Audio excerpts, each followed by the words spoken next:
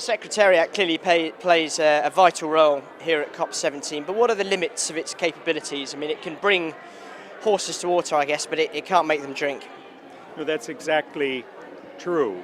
The Secretariat does not lead the negotiations, governments do. The Secretariat's role is to bring together the logistical and technical resources with the help of a host government to make a meeting happen.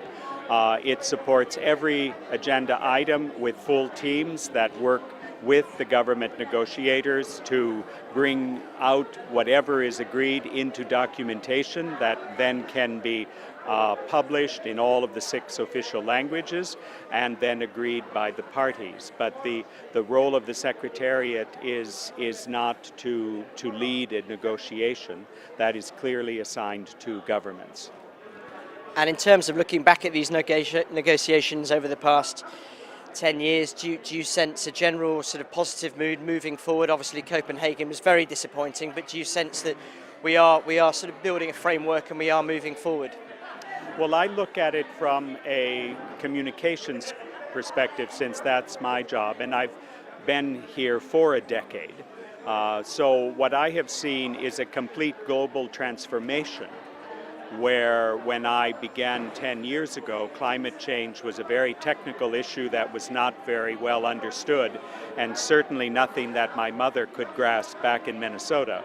And that has now been completely transformed, and at a certain level, Copenhagen was a huge success in that the event was at such high political level with such an showing of top political presence around it that my mother was aware, and that means that the global public was aware, and the public has been aware since. And if you look at the process in the last few years, we have moved to the levels of prime ministers and ministries of foreign affairs that are now taking forward this negotiation.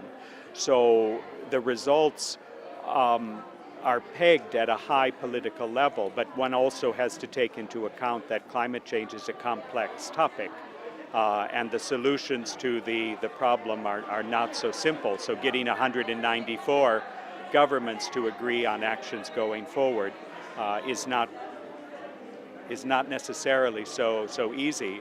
But you can see by the presence even today here in Durban, where President Zuma and the Secretary General will oversee the proceedings, that the interest in finding common solutions is there.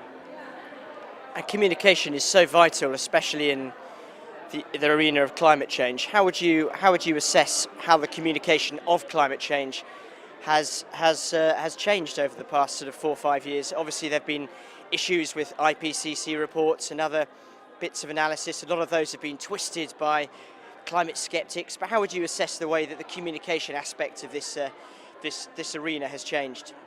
Well, it's now a big stakes game.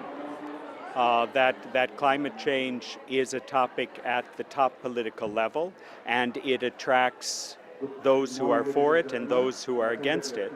And they are all trying to make their point, and they see that as being absolutely essential that they get that point across now. So it's not surprising that there is a certain tension out there in the communication streams in terms of what people are trying to do, because decisions are being taken.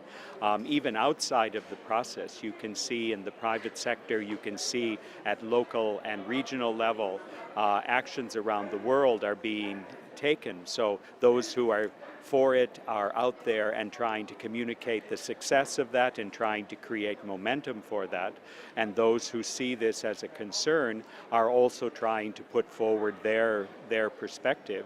But as I said, after Copenhagen, it is something that is in the public sphere now, and the fact that we have over 1,100 press and media on the ground here in Durban is a testimony to the fact that media organizations want to cover this story.